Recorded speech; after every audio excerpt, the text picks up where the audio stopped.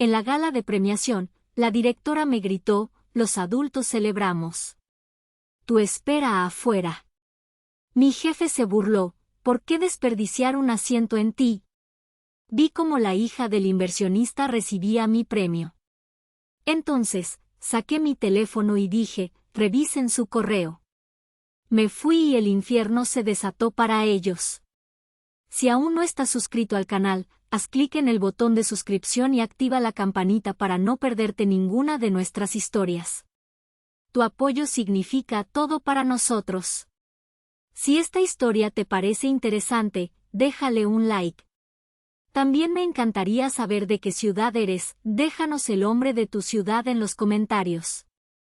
Ahora, empecemos con la historia. Mi nombre es Elara Vargas y esta historia comienza con el frío. No el frío de mi natal Oaxaca, ese que huele a tierra mojada y pino, sino un frío distinto, estéril. Era el frío del mármol pulido del lobby del Club de Industriales en el corazón de la Ciudad de México, un frío que se te subía por las suelas de los zapatos y te recordaba que no pertenecías. En mis manos, apretaba una carpeta de cartón. Dentro no había simples papeles, estaba el trabajo de un año, noches sin dormir y fines de semana sacrificados. Estaba Raíz, mi algoritmo. Un sistema que podía predecir, con una precisión del 97%, las necesidades exactas de los cultivos de maíz nativo, optimizando el agua y los nutrientes para salvar a miles de pequeños agricultores. Era mi obra maestra. Y esa noche, se suponía que recibiría un reconocimiento por ello. Intenté entrar al gran salón, un universo paralelo donde el aire olía a perfume caro y a victoria ajena. Fue entonces cuando una figura se interpuso en mi camino. Verónica Ledesma, la directora de marketing, me miró como si yo fuera un error en su impecable evento.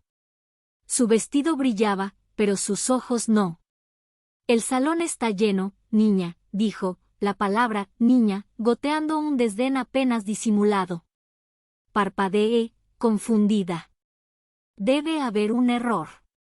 Mi nombre está en la lista. Soy Elara Vargas, del Departamento de Agrotecnología.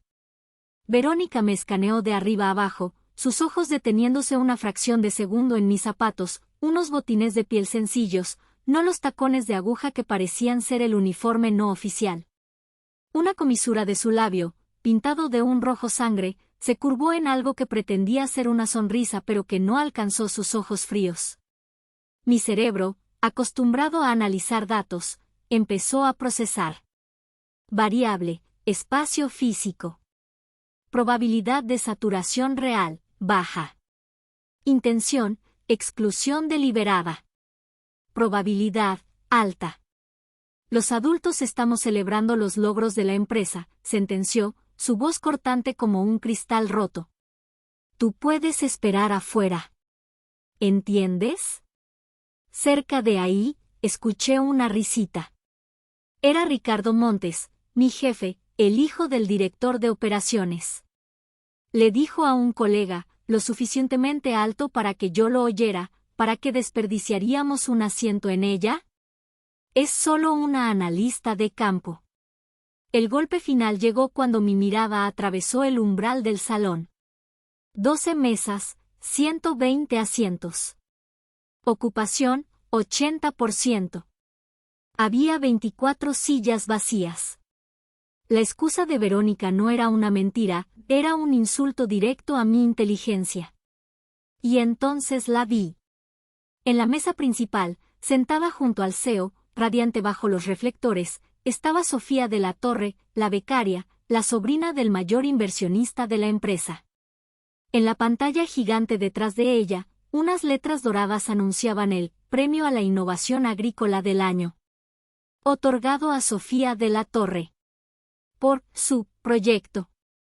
Por mi raíz. En ese instante, algo dentro de mí hizo clic. No fue el sonido de un corazón rompiéndose, sino el de un interruptor cambiando de posición.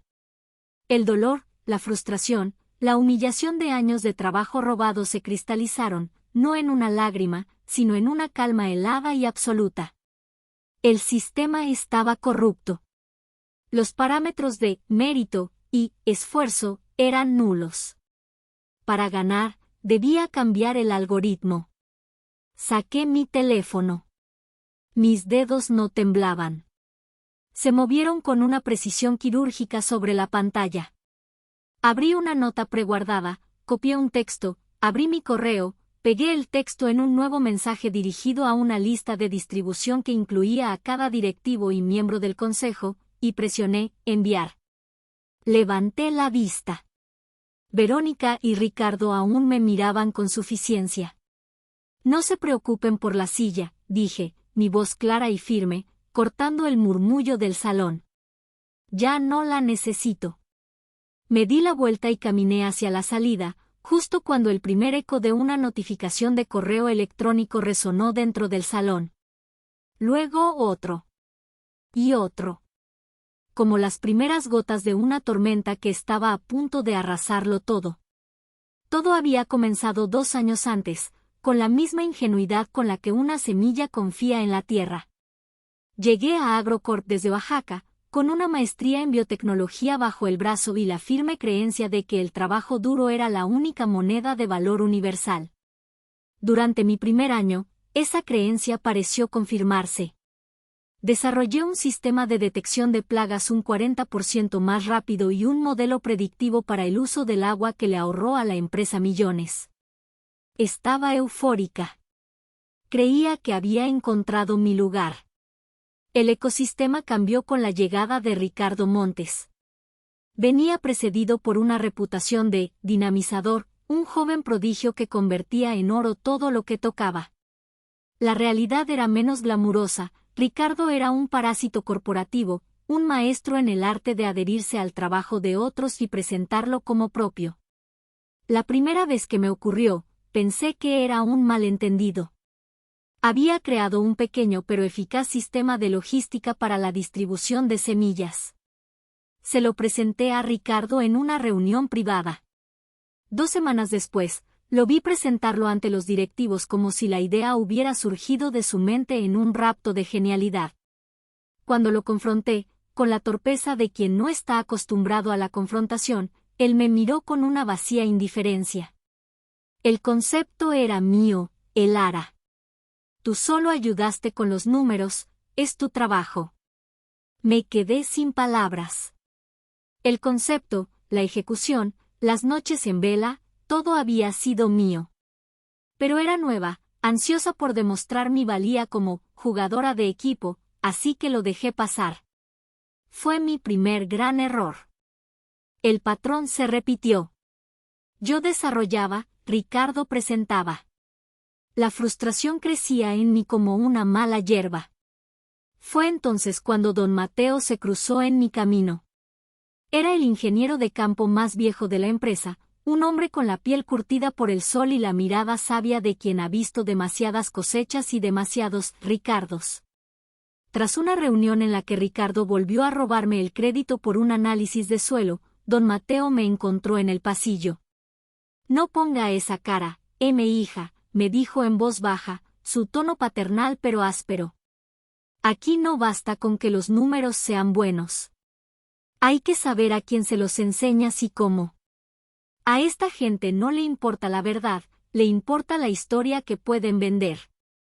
Ese fue el inicio de una extraña y silenciosa mentoría. Don Mateo me enseñó a leer las corrientes subterráneas de la oficina, a entender que las decisiones no se tomaban en las salas de juntas, sino en los clubes de golf y en las comidas familiares. Me mostró, por ejemplo, cómo Ricardo había saboteado sutilmente uno de mis primeros proyectos. Había modificado un solo parámetro en mi presentación sobre un sistema de riego, un cambio mínimo que hacía que los ahorros proyectados parecieran marginales. El proyecto se archivó. Don Mateo me mostró el informe original y el que Ricardo presentó. Así operan, me explicó, señalando la cifra alterada. No te apuñalan de frente, envenenan el pozo para que todos crean que tu agua no es pura. Mi último intento de buscar justicia por los canales oficiales fue con la licenciada Gámez, de Recursos Humanos. Su oficina era tan fría y gris como su respuesta. Escuchó mi historia sin levantar la vista de su monitor. Cuando terminé, finalmente me miró. Sacó mi contrato de un archivero y lo puso sobre el escritorio, señalando con una uña perfectamente manicurada una cláusula enterrada en la letra pequeña. Legalmente, Elara, dijo con la paciencia de quien le explica algo obvio a un niño, tus ideas son de la empresa en el momento en que las piensas dentro de este edificio. Y tu jefe es el vocero de esas ideas. Te sugiero que te enfoques en ser una buena jugadora de equipo. Salí de su oficina entendiendo que las reglas escritas eran una farsa. La única regla real era la del poder. Y yo no tenía ninguno. O eso creían ellos. La noche del robo de Raíz fue la noche en que la ingenua Elara Vargas murió. No hubo ceremonia, solo el silencio de mi pequeño apartamento en la colonia Narvarte, iluminado por la luz azul de la pantalla de mi laptop. La revelación de don Mateo de que mi algoritmo no sería usado para ayudar a los agricultores de mi país, sino para venderlo a un consorcio extranjero y probablemente desplazarlos, fue la última palada de tierra sobre esa tumba. La traición ya no era solo profesional, era personal. Era una afrenta a todo lo que yo era, a mis raíces, a la razón por la que había estudiado tanto. La tristeza que sentí durante unos minutos se evaporó, reemplazada por una furia fría y cristalina. No buscaría justicia dentro de AgroCorp, la empresa misma era la enfermedad. Para curarla, había que erradicarla. Esa noche, mi cerebro analítico, entrenado para resolver sistemas complejos, se enfocó en un nuevo problema, la deconstrucción sistemática de AgroCorp. Abrí un nuevo archivo encriptado en mi disco duro personal. Creé 2 carpetas. La primera la nombré Raíz 2.0. En ella, empecé a trabajar en una versión de mi algoritmo tan avanzada que haría que la copia robada por Sofía pareciera un juguete de niño. Incorporé variables que ellos ni siquiera habían considerado, análisis genético de semillas, modelos de micorrizas, predicción de mercados a futuro. La segunda carpeta era la clave de todo. La llamé Proyecto Arcadia. No era una lista de quejas ni un diario de resentimiento. Era un plan de negocios, un plan de guerra. Lo estructuré con la misma metodología que usaría para un proyecto científico. Proyecto Arcadia, Plan de acción. Fase 1, Análisis de debilidades, duración, 1 mes. El objetivo era simple, identificar las vulnerabilidades estructurales de AgroCorp. No se trataba solo de sus fallos técnicos, sino de su cultura. Su arrogancia. Su dependencia de la imagen pública. Las cláusulas de penalización por bajo rendimiento en los contratos de sus clientes más grandes, esas que siempre ignoraban. Las dependencias tecnológicas en software obsoleto que solo un par de personas, incluyéndome a mí, entendían a fondo. Fase 2. Adquisición de activos, duración, 3 meses. Esta fase se centraba en reunir los recursos necesarios para el golpe. Primero, el capital humano, reclutar a otros talentos desechados por AgroCorp. Segundo, el capital financiero, encontrar un inversionista que no solo viera el potencial de mi tecnología, sino que también disfrutara de una buena pelea. Tercero, el activo tecnológico, finalizar Raíz 2.0 y patentar cada línea de código a mi nombre. Fase 3, ejecución, duración, 2 meses. La etapa final. Preparar el asalto legal y de mercado. Redactar los acuerdos con los nuevos clientes, las cartas de renuncia, el comunicado de prensa. Coreografiar cada movimiento para que el impacto fuera simultáneo y devastador. Durante los siguientes 6 meses, llevé una doble vida. De 9 a 6, era la analista obediente y silenciosa de AgroCorp. Cumplía mis tareas con una eficiencia robótica, sin ofrecer una sola idea nueva, convirtiéndome en un fantasma en las reuniones. Mi mente, sin embargo, estaba a kilómetros de distancia. Las noches y los fines de semana eran para Arcadia. mi apartamento se convirtió en un centro de comando. Las paredes se llenaron de notas adhesivas, diagramas de flujo y perfiles de ejecutivos de AgroCorp. Mi cerebro, que una vez se deleitó encontrando patrones en el crecimiento del maíz, ahora encontraba un placer oscuro en identificar los patrones de la corrupción y la incompetencia de la empresa. Estaba más agotada, más concentrada y más viva que nunca. Ya no era una víctima. Era una arquitecta. Y estaba diseñando la caída de un imperio. La segunda fase del proyecto Arcadia era la más delicada. No podía hacerlo sola. Necesitaba un equipo, pero no cualquier equipo. Necesitaba a los desterrados, a los olvidados, a los otros fantasmas que AgroCorp había creado. Personas cuyo talento había sido exprimido y luego desechado. Mi primer objetivo fue Leonardo, un químico brillante con una especialización en bioquímica del suelo. AgroCorp había patentado a nombre de su gerente una fórmula de fertilizante orgánico que él había pasado 2 años desarrollando. Lo encontré trabajando en un laboratorio comercial, mal pagado y profundamente cínico. No me acerqué a él con una historia de lágrimas y venganza. Agendé una reunión en un café de la colonia Roma, un territorio neutral. Le presenté mi laptop y abrí una presentación. Leonardo, comencé, no vengo a ofrecerte que nos quejemos juntos.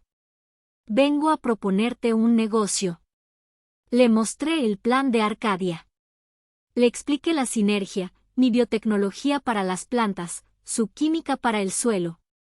AgroCorp se quedó con la patente de tu fórmula, pero tú tienes algo que ellos nunca podrán poseer, el cerebro que la creó.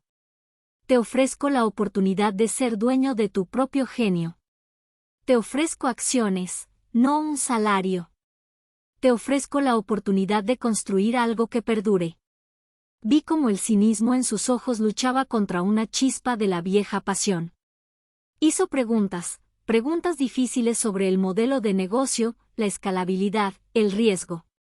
Respondí a cada una con datos y proyecciones. Al final de la hora, asintió lentamente. Estoy harto de hacer ricos a idiotas. Cuenta conmigo. Mi siguiente recluta fue Carmen, una maestra de la logística que había diseñado toda la red de distribución de la división de perecederos. Una red que el padre de Ricardo, el COO, presumía en cada reunión del consejo como su propio logro estratégico. Carmen había renunciado 6 meses atrás, agotada de ser invisible. La encontré dando consultoría de forma independiente. El enfoque fue el mismo. Un plan de negocios. Una visión. La promesa de equidad. Le mostré cómo su experiencia, combinada con mi tecnología y la química de Leonardo, podía crear una cadena de suministro tan eficiente que haría que la de AgroCorp pareciera de la edad de piedra. Podemos ofrecer a los clientes entregas más rápidas, menos mermas y una trazabilidad completa desde la semilla hasta el estante, le dije. Podemos venderles eficiencia real, no solo un PowerPoint bonito. Carmen sonrió por primera vez en toda la reunión. Me gusta la idea de vencerlos con las mismas armas que ellos creen dominar. 1 a 1, reuní a mi equipo. 7 en total. Un programador al que le habían robado el código de la app interna de la empresa, una experta en relaciones comerciales que había sido desplazada por la amante de un director, y otros 3 ingenieros brillantes relegados a tareas de mantenimiento. Don Mateo fue mi brújula durante todo el proceso. No se unió directamente, estaba demasiado cerca de su jubilación. Pero actuó como mi validador silencioso, mi fuente de inteligencia. Fue él quien me confirmó cuáles de los grandes clientes de AgroCorp estaban más insatisfechos, listos para saltar del barco a la primera oportunidad. Están hartos de las promesas de Ricardo y de la arrogancia de su padre, me dijo un día mientras compartíamos un café de olla cerca de la oficina. Solo necesitan un empujón. Un lugar seguro a donde saltar. Arcadia sería ese lugar. No éramos un grupo de víctimas buscando consuelo. Éramos un equipo de especialistas de élite, unidos por una historia de traición, pero impulsados por una visión de creación. Éramos el equipo de demolición perfecto. Con el equipo humano asegurado, necesitaba el combustible para la máquina, capital. Mi investigación me llevó a un nombre que se pronunciaba con una mezcla de miedo y admiración en los círculos financieros de México, Isabela Robles. Era una leyenda, una tiburona, que había construido su fortuna invirtiendo en empresas tecnológicas disruptivas. Su reputación era la de ser brillante, implacable y alérgica a la mediocridad. Era perfecta. Conseguir la reunión fue un desafío. Utilicé una de mis pocas conexiones, un profesor de la maestría que la conocía vagamente. Le envié un resumen ejecutivo de una sola página, tan audaz y conciso que sabía que no podría ignorarlo. Funcionó. Me concedió 30 minutos en su oficina en el piso más alto de una torre en Santa Fe. La oficina era minimalista y elegante, con una vista panorámica de la ciudad que parecía un tablero de ajedrez a sus pies. Isabela Robles era como su oficina, impecable, afilada y sin un solo elemento fuera de lugar. Me saludó con un gesto de la mano, sin levantarse de su silla, y me indicó que tomara asiento. «Tienes 28 minutos», dijo, mirando un reloj de diseño en su muñeca. No me intimidé. Había pasado semanas preparándome para ese momento. Conecté mi laptop a su proyector. «Gracias por su tiempo, señora Robles. Mi nombre es Elara Vargas y estoy aquí para proponerle una inversión en el futuro de la agrotecnología en América Latina. Pero para entender el futuro, primero necesita entender por qué el presente está a punto de colapsar». Comencé con un análisis forense de AgroCorp. No hablé de mis sentimientos ni de injusticias. Hablé de ineficiencias, de modelos de negocio obsoletos, de la brecha entre su marketing y su realidad operativa. Usé sus propios informes anuales para señalar sus contradicciones. Isabela escuchaba en silencio, su rostro inescrutable. Luego, presenté Raíz 2.0 y el equipo de Arcadia. Expuse nuestro plan de negocio, las proyecciones financieras, la estrategia de adquisición de clientes. Cuando terminé, ella se recargó en su silla. Silencio. Un silencio pesado que parecía absorber todo el aire de la habitación. «Un plan muy ambicioso», dijo finalmente, su voz suave pero con un filo de acero. «¿Qué te hace pensar que tú, una analista de Oaxaca, sin experiencia dirigiendo una empresa, puedes derribar a un gigante como AgroCorp?» Era la pregunta que esperaba. La prueba de fuego. Respiré hondo. «Porque usted ve a AgroCorp como un gigante. Yo lo veo como un árbol viejo con las raíces podridas. Su fortaleza es una ilusión. Viven de la reputación que construyeron hace 20 años, no de la innovación actual. Su mayor pasivo no está en su balance general, está en su cultura. Viven de la arrogancia. Y la arrogancia, señora Robles, no es algo que puedan arreglar en un informe trimestral». La miré directamente a los ojos. «Mi equipo y yo no somos la tormenta que pretende derribar el árbol. Somos los hongos que han crecido en su base durante años, en la oscuridad, alimentándonos de su descomposición. Estamos listos para devorarlo desde adentro». Por primera vez, vi un cambio en su expresión. Una sonrisa lenta y genuina se dibujó en su rostro. Era una sonrisa depredadora. «Me gusta tu veneno», dijo. Se levantó y caminó hacia la ventana. «Conozco muy bien AgroCorp. Y a su CEO. Hace 10 años, él era mi socio.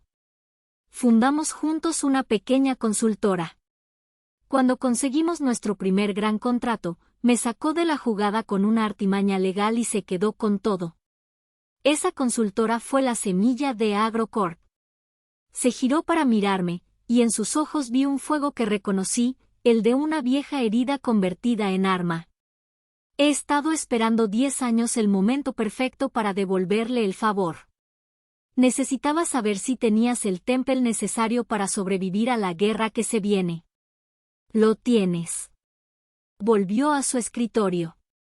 No solo te daré el financiamiento. Te daré mi mejor abogado. Se llama Mateo Herrera. Es un perro de pelea.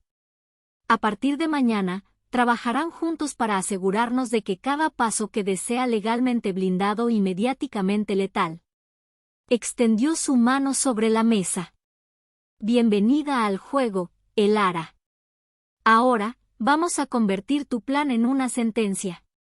Estreché su mano. Era firme y fría, como el acero. Al salir de esa oficina, ya no era solo la líder de un equipo de renegados. Era la comandante de un ejército. Y acababa de conseguir mi arma nuclear. Los 2 meses siguientes fueron un torbellino de actividad febril y planificación meticulosa.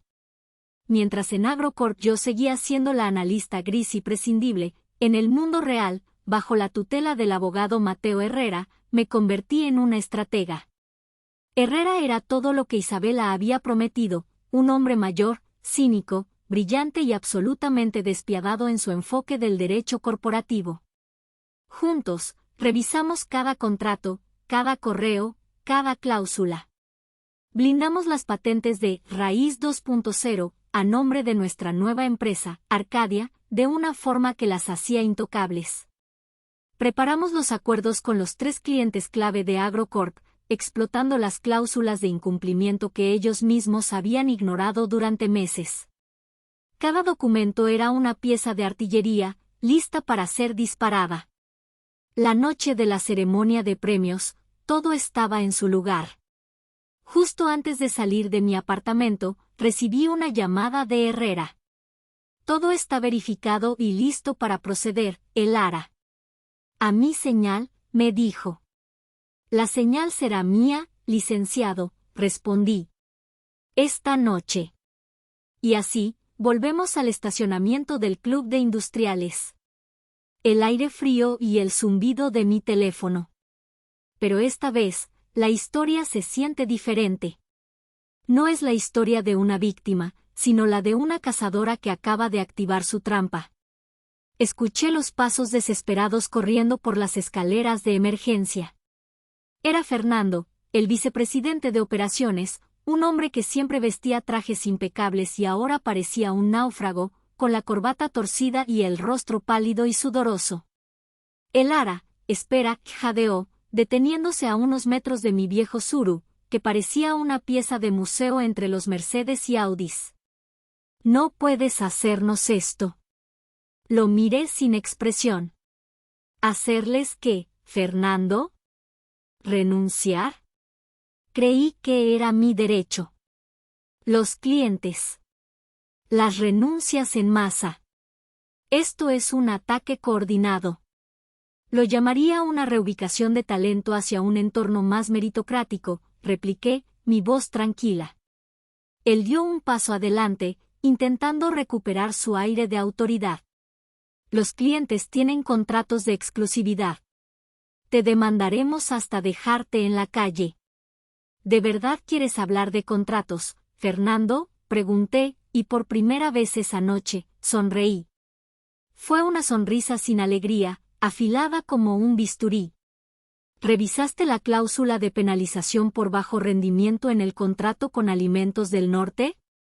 Porque mi abogado sí lo hizo, y se activó hoy a las 7 de la tarde con la notificación de su tercer fallo de entrega consecutivo. ¿O deberíamos hablar de la definición de tecnología competidora? Porque cuando desestimaron mi proyecto original por no ser viable, su propio equipo legal creó un precedente que define mi nuevo algoritmo como una categoría completamente nueva, no sujeta a mi antiguo acuerdo de no competencia. Gracias por eso, por cierto. Fernando me miró, su boca abriéndose y cerrándose sin emitir sonido. Lo estaba desmantelando, no con acusaciones, sino con su propia negligencia, con las armas que ellos mismos me habían dado. Abrí la puerta de mi coche. El chirrido del metal viejo fue el único sonido en el silencio tenso. Dile a tu jefe, dije, mirándolo por encima del hombro antes de entrar, que esto no es un ataque. Es una auditoría. Y han fallado estrepitosamente. Arranqué el motor. El sonido humilde de Mitsuru fue, en ese momento, el rugido más poderoso del mundo. Mientras me alejaba, vi por el espejo retrovisor como más ejecutivos, incluyendo al CEO, salían corriendo al estacionamiento, sus rostros una máscara de pánico y confusión. Parecían hormigas cuyo nido acababa de ser pateado. Y yo era la que llevaba la bota.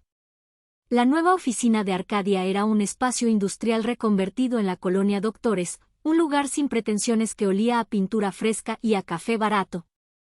Cuando llegué, mi equipo ya estaba allí. No había mármol ni candelabros, solo mesas de trabajo que habíamos ensamblado nosotros mismos el fin de semana anterior y una energía eléctrica que podría haber iluminado todo el edificio. Leonardo me pasó una caja de pizza y Carmen me sirvió un café en un vaso de unicel. ¿Cómo te fue?, preguntó Leonardo, sus ojos brillando con una emoción que yo no le había visto en años. Digamos que la fiesta terminó antes de que sirvieran el postre, respondí, y todos se echaron a reír. Una risa de liberación, de nervios, de victoria. Pasamos las siguientes horas como estrategas en un cuarto de guerra, monitoreando las consecuencias de nuestra ofensiva. A la mañana siguiente, la tormenta mediática estalló. Los titulares de los portales financieros serán brutales. Nace Arcadia, el nuevo disruptor del sector agrotecnológico, fundado por extalentos de AgroCorp. Poco después, acciones de AgroCorp se desploman un 15% en la apertura tras éxodo masivo de personal y pérdida de 3 clientes clave. Vimos en vivo la desastrosa conferencia de prensa del CEO. El hombre que la noche anterior brindaba por su éxito, ahora tartamudeaba, intentando asegurar a los inversionistas que la partida de algunos empleados no afectaría las operaciones. El mercado no le creyó. Durante su discurso, las acciones cayeron otros 5 puntos. El clavo en el ataúd fue el anuncio de que Ricardo Montes había decidido buscar otras oportunidades. No sentí satisfacción, solo la fría confirmación de que su cultura de chivos expiatorios seguía intacta. Nuestros teléfonos no dejaban de sonar. Eran clientes potenciales, periodistas, incluso otros empleados de AgroCorp preguntando si teníamos vacantes. Esa tarde, mientras coordinábamos nuestra primera reunión con un nuevo cliente, sonó mi teléfono personal. Un número privado.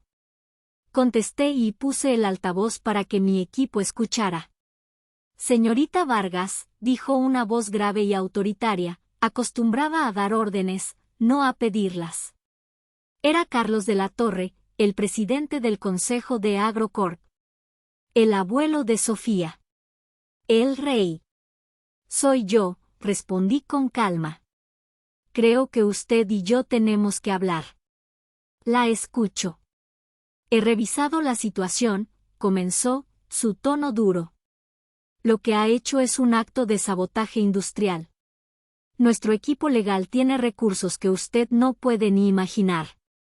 La aplastaremos antes de que su Arcadia venda su primer producto. Mi equipo me miró, la tensión palpable. Respiré hondo. Señor de la Torre, antes que nada, le informo que esta llamada está siendo grabada con fines de calidad y seguridad. Ahora, hablemos de legalidad. Deberíamos discutir cómo su nieto, Ricardo Montes, falsificó los informes de rendimiento de mis proyectos en el primer y segundo trimestre del año pasado, con la aprobación del CEO, su yerno. Porque tengo los correos originales, con metadatos verificables. Estoy segura de que a la Comisión Nacional Bancaria y de Valores le encantaría verlos. Silencio. Un silencio tan profundo que pude escuchar su respiración entrecortada al otro lado de la línea. Escuché una voz femenina de fondo, ahogada, probablemente Sofía. El tono del magnate cambió drásticamente. La furia se había convertido en un intento de control mal disimulado.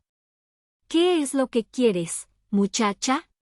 Dime qué quieres para que esto se detenga. Dinero, un puesto, acciones. Nombra tu precio para volver. Miré a mi equipo. A Leonardo, a Carmen, a todos los que habían apostado su futuro en mi plan. Sonreí.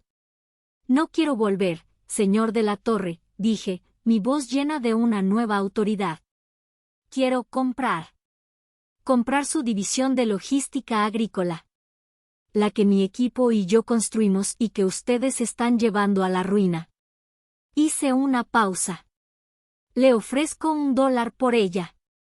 Es una oferta generosa, considerando que en 6 meses no valdrá ni eso. Lo dejé en un silencio atónito, con el eco de mi audaz contraoferta flotando entre nosotros. Antes de que pudiera articular una respuesta, terminé la llamada. Colgué el teléfono. En la sala, tras un segundo de incredulidad, mi equipo estalló en vítores. No habíamos ganado una batalla. Habíamos cambiado las reglas de la guerra. Pasaron 6 meses. 6 meses que para Arcadia fueron un ascenso meteórico y para AgroCorp, una caída en cámara lenta. Nuestra tecnología era superior, nuestro equipo estaba motivado y nuestro modelo de negocio, centrado en la honestidad y la eficiencia, resonó en un mercado harto de promesas vacías. Triplicamos nuestro personal y nuestra cartera de clientes. Nos convertimos en la historia de éxito de la que toda la industria hablaba. AgroCorp, por otro lado, era una sombra de lo que fue. Su reputación estaba destrozada, sus acciones por los suelos y los talentos que les quedaban huían como de un barco que se hunde. Un martes por la tarde, mi asistente me informó que Fernando, el ex VP de operaciones, estaba en la recepción pidiendo verme. Sin cita. La curiosidad pudo más que mi resentimiento. Le dije que lo hiciera pasar. El hombre que entró a mi oficina era muy diferente al ejecutivo arrogante que me había perseguido en el estacionamiento. Había perdido peso, sus ojos estaban hundidos y su traje, aunque caro, le quedaba grande, como si perteneciera a una versión más robusta de sí mismo. Gracias por recibirme, Elara, dijo, su voz casi un susurro. ¿Qué quieres, Fernando?, pregunté, sin rodeos. Colocó una carpeta sobre mi escritorio de madera reciclada. Es una oferta de adquisición formal.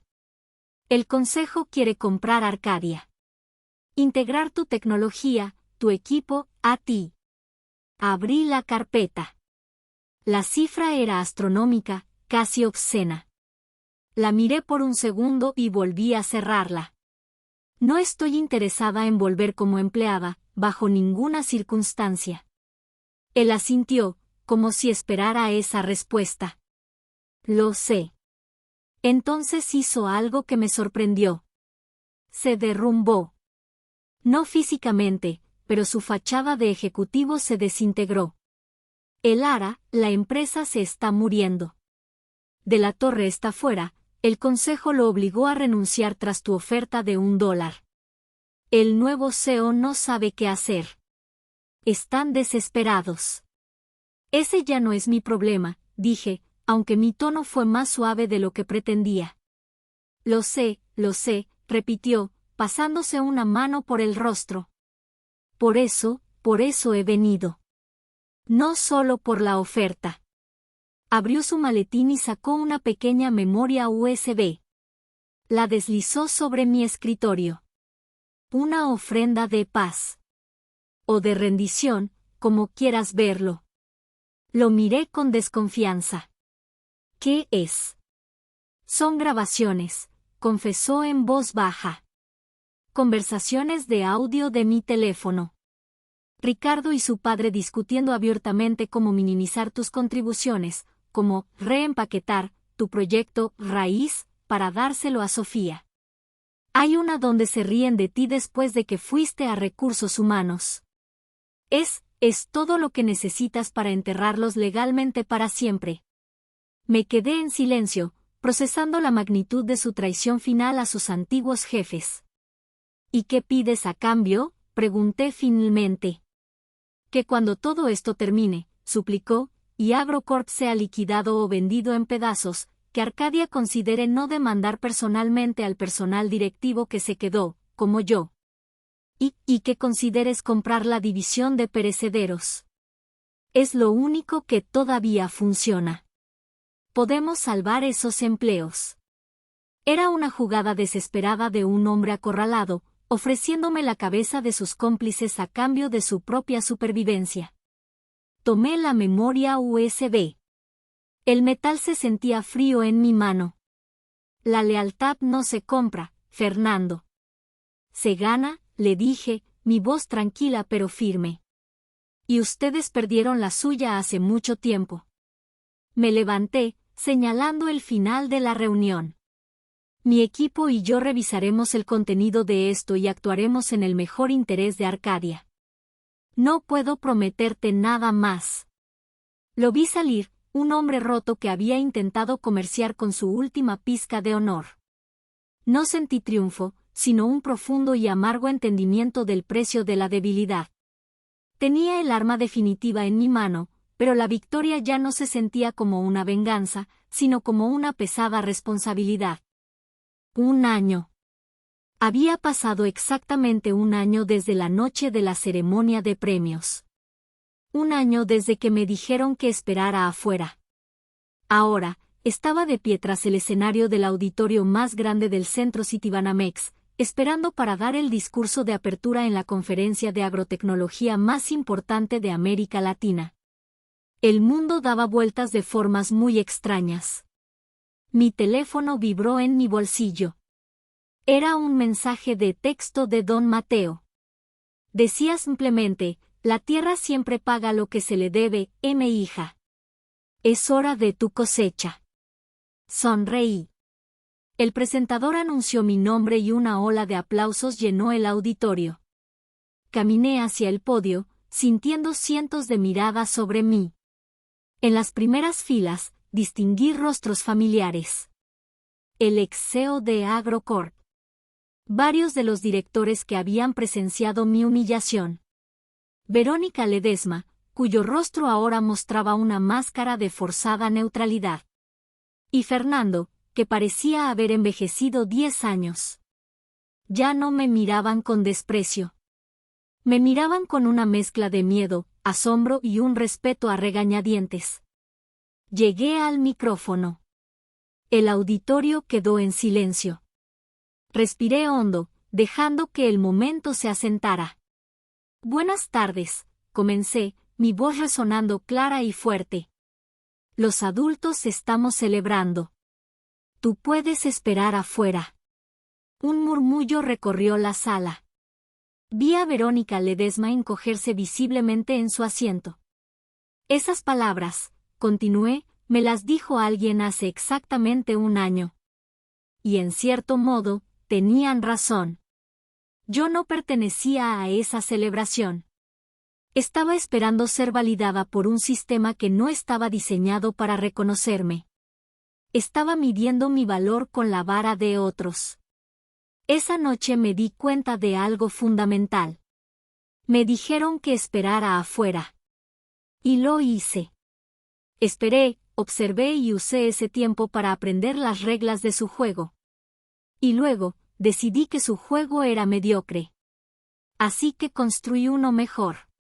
Durante los siguientes 20 minutos, conté mi historia. No mencioné nombres ni a Agrocorp. No necesitaba hacerlo.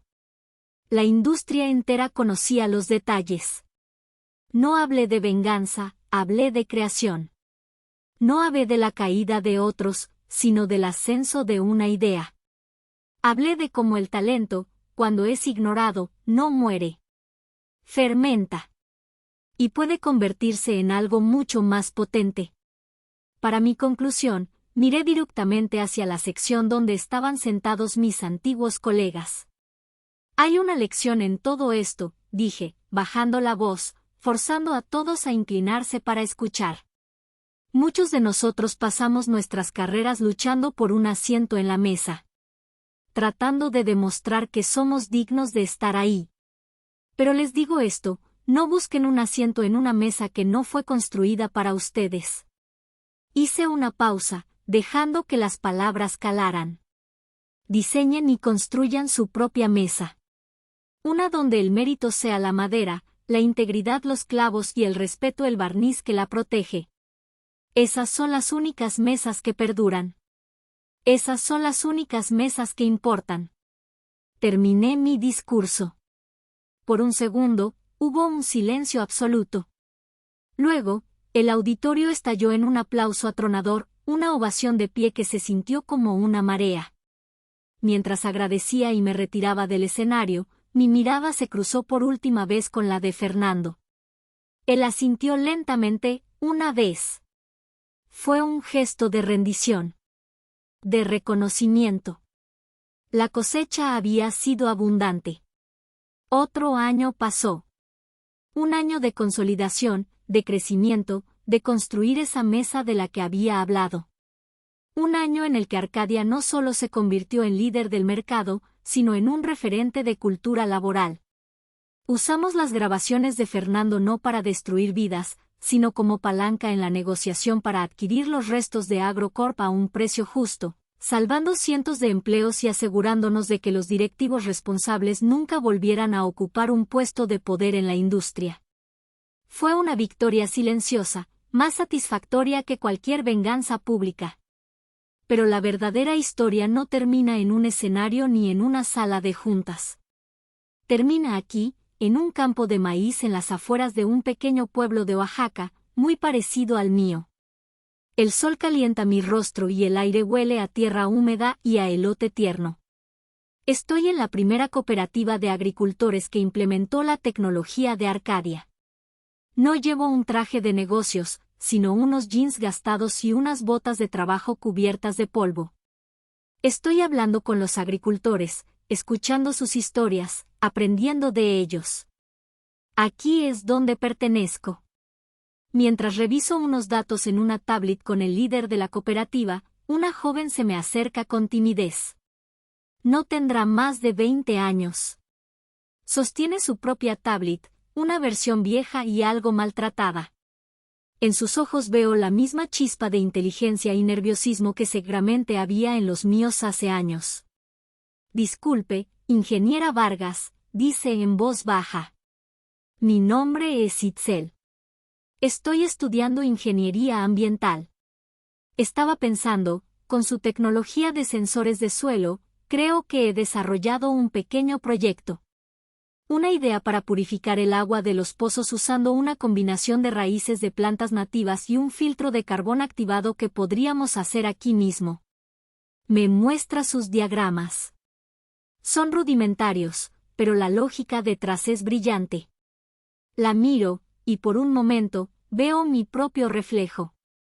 Una joven con una idea, buscando una oportunidad, esperando que alguien la escuche. Sonrío. Una sonrisa genuina, cálida, que nace desde muy adentro. Pongo una mano en su hombro, un gesto que busca darle la confianza que a mí tantas veces me negaron.